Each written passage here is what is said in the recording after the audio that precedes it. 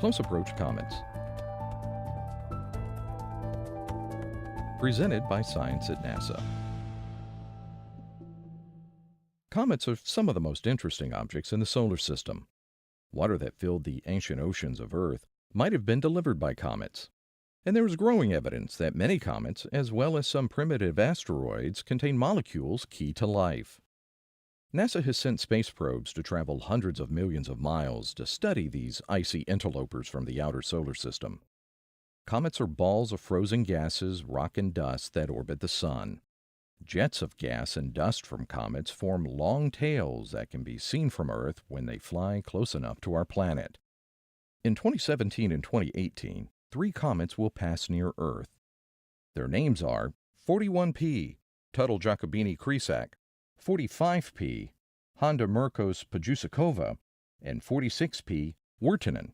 Astronomers call them 41P, 45P, and 46P for short. At closest approach on April 1st, 41P was only 56 times farther from Earth than the Moon. 45P was even closer, at 31 lunar distances when it flew by on February 11th, and 46P approaches 30 lunar distances on December 16, 2018. Kelly Fast, program manager in the Near-Earth Object Observations Program at NASA headquarters, says, "This provides a good opportunity to do science without having to launch a spacecraft." Telescopes around the world have been trained on the comets as they pass by, studying their structure and chemical compositions.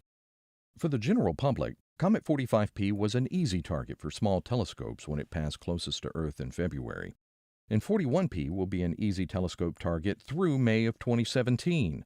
But 46P will be the biggest attraction. In December 2018, it could be visible to the naked eye from dark sky sites. Astronomer Tony Farnham of the University of Maryland says, 46P has a small nucleus, but is known to be a hyperactive comet. It is probably ejecting ice crystals from its surface, producing higher than normal activity. This hyperactivity may contribute to the naked eye brightness of 46P. It also makes the comet somewhat unpredictable, with unexpected surges in activity and visibility possible as it passes by. These comets have been so close that amateur astronomers can help study them too. Farnham is assisting Nalin Sumarsina at the Planetary Science Institute in Tucson, Arizona, with the organization of the 4-Star P Coma Morphology Campaign to coordinate the efforts of amateurs worldwide. Amateur astronomers can help us monitor these comets without interruption, explains Farnham. With observers distributed around the world, we can get much better coverage with fewer and shorter breaks. We can then combine amateur observations with observations from professional telescopes to study the structures in the comet's atmosphere, or coma.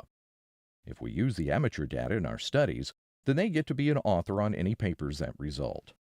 A few years back, we used the same type of network for our studies of Comet ISON, and they proved to be very successful, with data from 23 different groups around the world.